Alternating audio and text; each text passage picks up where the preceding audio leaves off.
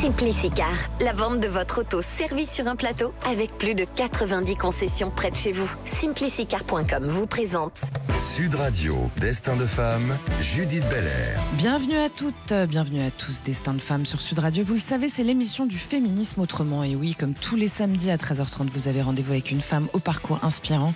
Une idée inspirée du livre de Valérie Pérez. Aujourd'hui, je reçois Vanessa Doucet, qui dirige le salon Création et Savoir-faire, le CSF, qu'elle a cofondé depuis 1996 et qui a lieu tous les mois de novembre chaque année à Paris. Alors grâce à son expertise, son engagement, elle met en lumière notre savoir-faire à la française, elle le fait savoir. Vanessa, vos leitmotivs, c'est la transmission, l'inspiration, la passion, tout ce qu'on aime raconter dans cette émission. Bienvenue sur Sud Radio.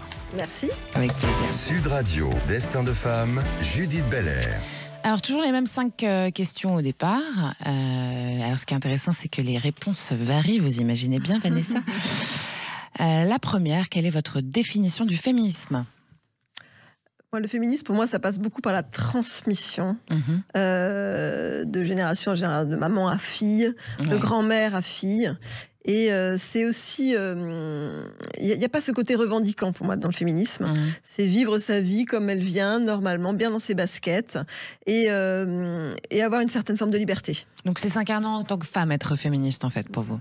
Hein, c'est ça. Ouais. Voilà. Donc en fait, c'est naturel, quoi. C'est assez naturel. Et si on se pose la question ? C'est qu'il y a un problème. D'accord.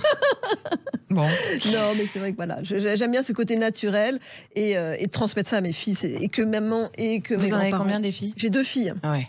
On est une famille de filles. D'accord. Des filles, ma Donc mère. Donc c'est d'autant plus important. C'est hyper important et comme vous dites, c'est naturel chez nous.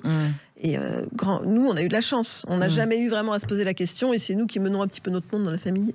D'accord. Est-ce que les hommes peuvent être féministes selon vous, Vanessa Doucet ? Oui. Oui. Vous avez des exemples autour de vous ? Ok. Hyper féministe. Hyper féministe. Bon, après, il a 2 filles, une femme. Il a 4 filles, une femme. 4 filles. Ah ouais.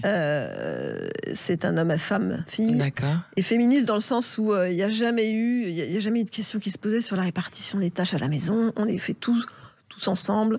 Il n'y a pas moi je fais ça parce que je suis une femme et moi je fais ça parce que je suis un homme. Là aussi, si se posait la question, il y aurait un problème ? Un peu quand même. D'accord. Parce qu'il y a quand même beaucoup de couples qui continuent à fonctionner comme ça. Mais nous pas. D'accord. Nous pas. Et c'est, parce que c'est important, parce que... Mais pareil, c'est naturel. C'est comme ça qu'on s'est trouvés aussi. Enfin, d'accord. Ça fait 30 ans que ça dure. Vous êtes retrouvés sur ces valeurs communes-là, quoi. Ok. Un obstacle, selon vous, à cet avancement du droit des femmes pour que ça bouge un peu plus rapidement ? Un obstacle, c'est un peu le manque de curiosité, la fermeture d'esprit. De qui ? Des femmes et des hommes. Ok. Mais des gens en général, quoi. Ouais. À partir du moment où on a une ouverture, où on essaie d'acquérir une autonomie, qu'on soit femme ou homme, je pense qu'il n'y a plus d'obstacles. C'est hyper important d'apprendre à vivre ensemble. Les hommes, ils font partie de notre vie. Ce côté rejeter les hommes, moi, ça ne me parle pas du tout. Et je pense que c'est vraiment cette curiosité l'un vers l'autre, cette ouverture d'esprit qui est hyper importante. D'aucuns vous répondrez que ce sont les hommes les agresseurs ? Non. Non ? Non, pour moi, c'est pas les hommes ou les femmes. Enfin, j'ai du mal à genrer, en fait. Vous avez quand même à peu près une centaine de féminicides encore par an. Oui. Vous avez l'affaire Pellico qui est en cours. Évidemment. Ça, c'est des hommes. Ça, c'est des hommes. Ouais. Mais c'est pas les hommes en général. Donc c'est la généralité qui vous dérange. C'est hyper important d'intervenir sur ces féminicides. Et évidemment, c'est super important que le jour soit fait sur tous ces crimes. C'est insupportable. Mais c'est pas les hommes, voilà, c'est des criminels. D'accord. Oui, donc ça pourrait être des femmes, des hommes, ce sont des criminels. Ce sont des criminels. Voilà. Donc on n'est plus dans une histoire de genre à ce moment-là. Non, moi, voilà, le côté genré me gêne un peu, même si quand je dis ça à ma fille de 23 ans, ce serait quand je dis... Elle est woke, votre fille ? Ouais. On va pas le dire à l'antenne. On va pas le dire, un peu, quand même. D'accord. Voilà. Qu'est-ce qui fait que ça bouge bien quand même ? Parce que ça avance quand même, cette condition, ce droit des femmes en ce moment, d'autant plus en France. Qu'est-ce qui fait que ça avance bien comme ça, selon vous ? On a de plus en plus de femmes qui parlent, qui partagent, qui montrent que c'est possible, quand on est femme, de faire la même chose qu'un mec. Donc c'est les rôles modèles, c'est le côté inspirant des femmes. Et puis c'est pas un côté revendication... c'est vraiment du témoignage, quoi. C'est-à-dire que moi, les femmes qui m'ont inspirée, c'est beaucoup de femmes que j'ai vues dans le monde de l'entreprise, travailler, réussir, se sentir bien dans leur vie, qui menaient de front perso et pro, sans que ça soit... Et qui se posaient pas la question. Et qui se posaient pas la question. Ça va revenir plusieurs fois dans cette émission. Alors, on va parler de vous un petit peu, parlons vrai, on est sur Sud Radio, vous le savez. Ouais. Simone de Beauvoir, elle nous disait, Vanessa Doucet, qu'on ne naît pas femme, on le devient. Est-ce que vous, il y a un moment en particulier où vous vous êtes dit, ça y est, je suis une femme? Oui. Quand j'ai eu mes enfants. D'accord. Vraiment. Ouais. En plus, moi, je suis partie très garçon manqué. Donc, j'ai été pendant longtemps voilà, le gamme sportif, comme les garçons de ma génération. Moi, je suis née en 70, donc c'était... voilà. Et c'est vrai qu'à partir du moment... un petit peu. Revendication, et puis je ne me posais pas la question. Voilà. Et puis quand j'ai enfin eu un enfant, là, je me suis... j'étais mère. Donc là, c'est pour moi... Ça féminise, quoi. Ah ouais. C'est la maternité qui féminise. Moi, j'ai trouvé, pour moi, c'était ça. Et qu'est-ce que ça a changé intrinsèquement, alors? Au niveau féminisme, pas grand-chose. Au niveau perso, évidemment, ça change tout. C'est-à-dire que tout d'un coup, la vie est chamboulée parce qu'on a un enfant, que c'est ce que moi, j'attendais depuis très longtemps. Et c'est vrai que le sens de la vie change. Alors, vous avez créé ce salon-là, le salon Création et Savoir-faire. Hein, c'est un salon qui a eu lieu en novembre, qui vient juste de passer. Je crois que c'était le 24-25 novembre. Oui, on était là le 27 au 1er décembre. À Porte de Versailles. Alors, c'est intéressant parce que c'est un salon que vous avez co-créé en 1996. Et alors, j'ai découvert que c'était né d'une volonté de valoriser les ouvrages de dames. Alors, je me suis dit, c'est quand même pas mal dans Destin de femme. Alors, les ouvrages de dames en 1996... C'était la broderie, la tapisserie, le patchwork. Voilà. Il n'y avait pas de tricot, fait rire, mais... il n'y avait pas de couture, mais c'était de l'artisanat d'art finalement. C'était pas mais c'était l'ouvrage de dame. C'est marrant quand même. Et ça a cartonné tout de suite parce que tout d'un coup, toutes ces femmes qui créaient chez elles se trouvaient avec leur salon qui valorisait leur travail, leur passion. Et alors là, ça a fait... Parce qu'il y a un côté un peu désuet à l'ouvrage de dame, alors que finalement, ce qu'elles font est quand même assez incroyable. Quoi. C'est vrai que toutes nos années création et savoir-faire, c'était un peu de déringardiser, moderniser ouvrage de dame, ce terme. Donc c'est vrai qu'on a trouvé plein de... Alors depuis le Covid, il paraît que c'est à la mode de tricoter, est-ce que c'est vrai? Depuis déjà longtemps, c'est la mode de tricoter. Vous allez en Angleterre et aux États-Unis, les filles de 15 ans, elles sont en uniforme dans les salons qu'on peut organiser là-bas, vautrées par terre à tricoter, et c'est dans l'éducation. Donc c'est quelque chose un peu qui était précurseur en Angleterre, aux États-Unis, dans les pays anglo-saxons et nordiques, et puis c'est venu en France. Mais nous, en France, en 96, c'était pas le tricot, c'était tapisserie, broderie. D'accord. Et alors, qu'est-ce que c'est maintenant? Couture, beaucoup, et tricot, crochet. D'accord. Alors maintenant, on a des réseaux sociaux, donc tout le monde s'y met. Même et alors, couture, jeunes. Tout type de choses? Tout type de choses. D'accord. On a des gens qui viennent habiller entièrement de la tenue qu'elles ont confectionnée elles-mêmes au salon, et elles vont échanger avec des copines qui, elles, ont fait pareil, mais on porte ce qu'on crée. C'est plus le côté j'ai fait une veste un peu ratée, une écharpe. Bon, voilà, je l'ai faite parce que je l'ai faite. Là, on le porte, on l'assume, on fait son coming out, tricot, couture, et on l'assume. Je trouve ça génial. Bon, en même temps, vous avez l'air de vous éclater, quoi. Ouais, c'est une passion. C'est quand même un sacré bateau, un paquebot, quoi, à mener un salon comme ça. On va dire les chiffres tout à l'heure, mais c'est quand même une sacrée entreprise que vous menez. C'est un an de travail. En fait, on se rend pas compte. On se disait après le Covid, les salons vont réouvrir. J'ai dit, mais nous, on n'est pas un salon de coiffure ou un restaurant. On va pas réouvrir comme ça. Faut vendre les stands. Mais oui, on vendre les stands, réfléchir au concept, louer le lieu. Enfin, il y a vraiment tout un travail autour de la création d'un salon qu'on soupçonne pas. Et alors, comment vous allez chercher les gens qui vont justement prendre ces stands? Comment vous les choisissez?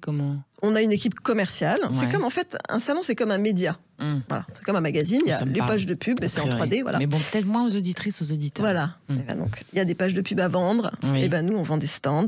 Il y a du contenu dans le salon, comme dans un magazine. Donc, nous, ça va être les expos, les ateliers, tout ce qui est expérientiel. Donc, c'est vraiment... Donc, il y a une équipe commerciale pour les stands et puis une équipe plus animation et com pour tout ce qui est le plus du salon, que sont les ateliers, les expos, les make and take, les animations. Et alors, vous, ça fait depuis 1996 et voilà, c'est ça. Vous avez jamais eu par l'animation de salon. D'accord. Avant, je faisais pas ça. Vous faisiez quoi avant? Je travaillais à l'American Center, c'est un centre culturel américain qui n'avait rien à voir avec le chimique, mais déjà un peu dans l'événementiel. Mais le métier de salon, c'est bien à part. C'est pas de l'événementiel. C'est quand je dis que c'est un an de travail, c'est une sauce qui prend. Et il n'y a rien de plus magique que 1 heure avant l'ouverture du salon, où tout le salon, parce qu'il y a beaucoup de scénos, prend forme et qu'on a la file d'attente à l'extérieur et les gens qui rentrent le sourire aux lèvres dès qu'on ouvre le salon. Et alors tout à l'heure je disais faire savoir le savoir-faire, mais c'est ça aussi qui est important, le Made in France et puis tous ces savoir-faire ancestraux que vous remettez au goût du jour en fait. Ouais. Tout toutes les techniques qu'on présente au salon sont des savoir-faire, ancestraux ou pas. Mais quand on fait de la reliure ou qu'on fait de la tapisserie, il y a forcément au départ un savoir-faire. Et c'est vrai que c'est pour ça qu'on a un aspect exposition un peu plus poussé, où là, les créateurs et les créatrices lambda vont pouvoir découvrir le collectionneur, les maîtres d'art. La première année qu'on avait fait un de mes salons, c'était Le Sage qui était présent. Pour les créateurs en broderie, en herbe. Le sage, c'est de la dentelle. Le sage, c'est de la broderie. La broderie mais beaucoup de dentelle, quand même. Il y a pas mal de dentelle. Bon. Mais c'est quand même des techniques de broderie, qu'on peut apprendre à faire. Ouais. Mais de voir tout d'un coup le plus grand brodeur qui était présent, c'était super important. Magnifique. Et donc ça part toujours de métier d'art, vous avez raison. Très bien, vous restez avec nous, Vanessa Doucet. C'est le féminisme autrement de Destin de Femme, vous l'aurez compris, on est sur Sud Radio et on est avec la co-créatrice du Salon Création et Savoir-Faire, le CSF, avec Vanessa Doucet. Restez avec nous, à tout de suite. Simplicicar, la vente de votre auto servie sur un plateau avec plus de 90 concessions près de chez vous. Simplicicar.com vous présente Sud Radio, Destin de Femme, Judith Belair. Et oui, c'est Destin de Femme sur Sud Radio. C'est l'émission qui aborde le féminisme sous un angle différent, celui de l'union. Et oui, femmes et hommes ensemble pour défendre, et promouvoir les droits des femmes. Aujourd'hui, on est avec Vanessa Doucet qui dirige et qui a co-créé le salon Création et Savoir-Faire, qui est un salon annuel à la porte de Versailles. Alors Vanessa Doucet, votre salon, c'est 261 exposants, c'est 700 mètres carrés d'ateliers d'animation exclusive, c'est 500 ateliers, 41 200 visiteurs, vous en avez fait 45, non 49, 50, ouais, c'est incroyable. Contente, ouais. Et alors 14 000 mètres carrés, hein. Ouais. C'est tout un hall, c'est tout toujours le grand à hall à la porte de Versailles. Ouais, il n'y a que cet endroit pour nous accueillir. Et alors ça a commencé, c'était national, et maintenant c'est devenu international. Ouais. On a tout un pôle Japon, beaucoup de Japonais. On doit avoir à peu près 7-6% de nos exposants. On est à 300 stands, finalement, à la fin de notre édition. D'accord, bravo. Et on a une trentaine d'exposants étrangers, Europe, et puis Japon, Corée. Ouais, parce qu'eux, ils aiment ça particulièrement, les Asiatiques, de ce pays-là. Et puis les Français adorent ce que font les Japonais, les Coréens, en termes de aussi bien patchwork couture que papeterie. Ok. Donc, racontez-nous ce qu'il y a. Il y a du coup de la couture, de la papeterie, de la broderie. Ouais, il y a 3 grands secteurs, en fait. Il y a le secteur, ce qu'on appelle filet aiguille, où là, ça va être toutes les activités autour qui nécessitent un filet aiguille. Donc, ça va être la couture, le tricot, le crochet, la tapisserie, la broderie. C'est le plus gros secteur parce que c'est vraiment 60% du marché. On a une partie art du papier beaux-arts, très gros autour de l'aquarelle. J'apprends à dessiner moi-même, beaucoup de choses autour des mangas. C'est toute génération confondue. Et on ose s'y mettre. Avant, on avait un peu peur. Maintenant, il y a des tutos, il y a des coloriages qu'on peut apprendre à faire. Enfin, on met la main à la pâte. Et puis, il y a un aspect plus maison, déco, bricot, où là, on va bricoler pour décorer sa maison. C'est de la restauration de meubles, c'est de la peinture décorative, ça va être même apprendre à poser du papier peint. Et c'est ouvert à tout le monde. Et c'est ouvert à tout le monde, à tous les niveaux. Alors l'idée, c'est votre mot de la transmission, c'est aussi l'idée de montrer, de transmettre ces savoir-faire auprès des nouvelles générations aussi, pour leur montrer qu'il y a plein de chemins, quoi. C'est clair. Alors, il y a les mamans qui vont transmettre à leurs enfants. Il y a des enfants dont les mamans étaient un petit peu pas du tout là-dedans, dans justement le côté travaux manuels. Donc c'est les grands-parents ou la grand-mère qui transmettaient. Mais c'est vrai que ça fait super plaisir de voir, surtout le week-end, les grands-parents ou les mamans qui viennent avec leurs enfants pour des ateliers à 4 mains. Chacun y va. Vous avez dit les mamans 2-3 fois déjà. Il n'y a pas de papa ? Pas beaucoup. Ah. Pas beaucoup. Comme quoi, vous On avez est à vu 98% de femmes qui sont sur ce salon. D'accord. Il y a quelques hommes, mais c'est... Comment ça se fait encore. Je crois peut-être qu'ils... Ils n'aiment pas bricoler, pourtant. On en a plein qui crochettent, Le bricolage, alors c'est pas le bricolage, On a des hommes qui crochettent. Excusez-moi, je viens d'avoir l'image du mec qui crochette, j'adore. Pardon, parlons vrai sur Sud Radio. Alors, c'est la plus grande communauté do it yourself. Alors, do it yourself, c'est vraiment le faire soi-même. Ouais. On a du mal à trouver un mot en français. Ouais, c'est ça. Ouais. Le DIY, disent les Américains. Ouais. Mais encore, en américain, ça veut dire plus bricolage. Nous, c'est vraiment le faire soi-même, mais c'est difficile à dire. Faire soi-même, créatif, ça sonne moins bien. Ouais. Et si vous avez 3 mots pour résumer cette aventure d'un point de vue personnel, vous, qu'est-ce que ça serait comme mot? C'est quoi les 3 premiers mots qui vous viennent à l'esprit, Vanessa Doucet? Passion, créativité, partage, quoi. C'est vraiment ça. Bon, d'abord, pour faire ce métier-là, il faut être passionné, hein, parce que c'est quand même l'ascenseur. Émotionnel. Quand tu as 3 jours de votre salon, c'est shut down et que tout le monde part en confinement et que le salon devait ouvrir. J'avais un salon au mois de mars, donc il devait ouvrir. On parle de 2020. 2020. C'est terrible. C'est-à-dire que tout d'un coup, tout s'annule. On a eu des grèves parfois, on a eu des attentats une année, ça a été terrible. Donc le salon, c'est vraiment un petit bout de ce qui se passe dans la vie. Ça réunit plein de monde. Et quand il y a des drames comme ça ou des galères, voilà, ça peut tout remettre en question. Donc, il faut vraiment être passionné et avoir une dose un peu d'inconscience. On a compris que Salon Création et Savoir-faire, il y a un public très féminin, etc. Vous êtes quand même une femme dirigeante. Alors, vous m'avez dit hors antenne quelques mots. Vous m'avez dit que vous aviez vendu en fait votre boîte qui faisait ça, qui a été fusionnée par un gros groupe. Vous avez continué à diriger ce salon. Je voudrais savoir comment vous êtes positionnée, vous, en tant que femme. Est-ce que ça a été un sujet ou est-ce que, justement, au contraire, le fait que vous soyez une femme, ça a pu pousser, ou en fait, ça n'a pas été un sujet du tout? Non, c'était pas du tout un sujet. D'accord. Non, le fait d'être une femme, alors c'est pas tellement d'être une femme, c'est plus d'avoir un historique autour de ça, oui. Mais le fait d'être une femme, non. Dans le business en général, vous avez, peut-être pas dans votre secteur. Non, pas dans mon secteur. J'ai eu de la chance, ça n'a jamais été un souci où j'ai jamais vraiment remarqué. C'était plus même l'inverse. Les femmes étaient plus fortes dans mon secteur. Donc dès qu'il y avait un homme, il arrivait, il était un peu voilà. Bon, et le pauvre en même temps, s'il y a 98% de femmes. On a tendance, voilà. Qu'est-ce que il y a une initiative que vous étiez contente d'avoir popularisée, ça serait laquelle, Vanessa Doucet? C'est la qualité des ateliers on est le plus grand workshop d'Europe. C'est le plus grand atelier d'Europe. Il y a 4500 personnes qui sont inscrites pendant 5 jours sur le salon. C'était vraiment un objectif que j'avais pour qu'il y ait une expérience. Et là, ce qui était génial, c'est de voir le sourire et la frénésie d'arriver à assister à l'atelier auquel on s'était inscrit. Et ça n'avait jamais pris cette ampleur. Et c'est quelque chose auquel je tenais beaucoup. Et c'est ce qui fait la différence, parce que quand on monte un événement comme ça, il faut qu'on se différencie du reste. Qu'est-ce qui va faire que quelqu'un va venir sur l'événement? Et c'est d'apporter de l'expérience. Et c'est un peu dans les magasins, ils ont un peu ce souci-là, dans le retail. Et sur le salon, pareil. Nous, il faut qu'on rivalise de créativité et de proposer des expériences qu'on ne trouve pas ailleurs. Et c'est ce qu'on a réussi à faire sur Création et Savoir-faire avec ces ateliers. C'est bientôt 30 ans d'existence, c'est ça? En 2026. 28 ans, là, c'est ça? C'est fou, hein. Est-ce que quand vous avez monté cette idée au départ, de quel constat vous êtes partie? Alors, c'est pas moi qui l'ai monté. Moi, j'étais dans l'équipe, j'étais toute petite. J'avais 26 ans à l'époque. Mais j'étais dans l'aventure du démarrage. On a des politiques très jeunes. Voilà. Et c'est une femme, une inspiratrice des salons, qui a eu cette idée-là et qui s'est dit il y avait un manque. Un salon, souvent, ça vient combler un manque. Et c'est sur un secteur auquel elle croyait. Et c'est vrai que ça a démarré avec quelques noms comme ça qui ont fait boule de neige. Et quand vous êtes arrivée là, vous? Alors, comment je suis arrivée là? Je suis arrivée là parce que la directrice de l'American Center,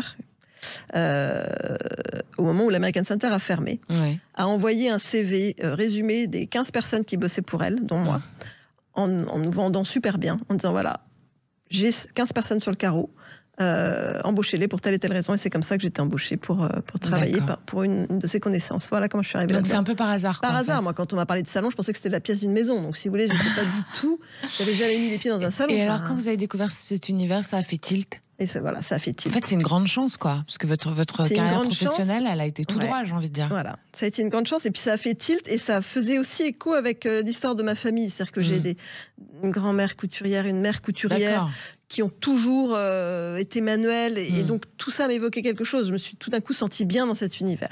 Si vous aviez un conseil pour une jeune femme qui voudrait suivre la même route que vous, aujourd'hui, Vanessa Doucet, qui aurait envie de devenir une directrice d'un grand salon porte de Versailles? Moi, je me suis pas. En fait, j'ai pas imaginé construire cette. Il faut se faire confiance, en fait. Il faut. Ça, vous me l'avez dit en antenne aussi. Vous pensez que ce qui dessert souvent les femmes, c'est le sentiment d'imposture. Ouais.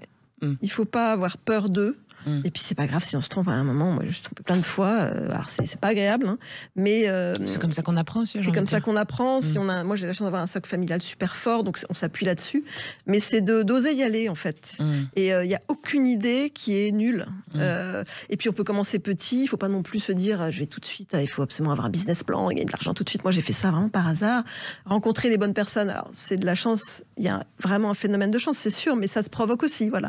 Donc il faut avoir une ouverture d'esprit, une curiosité, et puis pas avoir peur de se planter.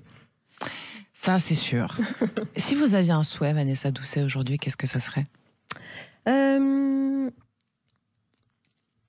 Moi, j'aimerais continuer. Enfin, je suis hyper épanouie, et ça, c'est une chance. J'en ai bien conscience dans mon métier. Mais c'est vrai que j'aimerais pouvoir développer la marque de mon salon au-delà de simplement un salon. C'est-à-dire que j'aimerais pouvoir aller... Ça devienne un label un peu, quoi. Ça devienne un peu un label, et puis le concept devienne un label. Les ateliers, j'aimerais par exemple les développer ailleurs qu'à Paris. J'aimerais aller à la rencontre des régions, ce qu'on fait pas beaucoup. Nous, on a 45% de gens de région qui viennent sur notre salon. C'est sûr, on imagine. Ouais. Donc, et c'est parce qu'il y a une offre en région qui est pas top. Et donc ça, j'aimerais beaucoup aller sur place, quoi. Ouais. Bon. Eh bien, merci beaucoup d'être venu par chez Destin de Femme. Merci à vous, c'est trop sympa. J'ai encore un petit mot pour vous. Si vous aviez envie de me dire le mot de la fin, là, comme ça serait quoi, Vanessa Doucet ? Restez curieux de la vie, c'est ce qui est le plus important. Merci beaucoup. Le Salon Création et Savoir-faire, le CSF de Vanessa Doucet, c'est du 26 au 30 novembre 2025. Ouais. C'est toujours à Paris, porte de Versailles, au numéro 6, bâtiment 6. Voilà. Et ben bravo, en tout cas. Continuez comme beaucoup. Ça. À demain, chères auditrices, chers auditeurs, pour cet excellent. Et puis évidemment, dès samedi prochain à 13h30 pour un nouveau Destin de Femme. Vous pouvez nous retrouver, évidemment, vous le savez, sur sudradio.fr, la chaîne YouTube de la radio, sans oublier les réseaux sociaux. Merci à Julien qui réalise pour vous aujourd'hui, aux équipes de Sud Radio. Je vous embrasse toutes et je vous embrasse tous. À plus tard. Simplicicar, la vente de votre auto servie sur un plateau avec plus de 90 concessions près de chez vous. Simplicicar.com vous a présenté Sud Radio, Destin de Femme, Judith Belair.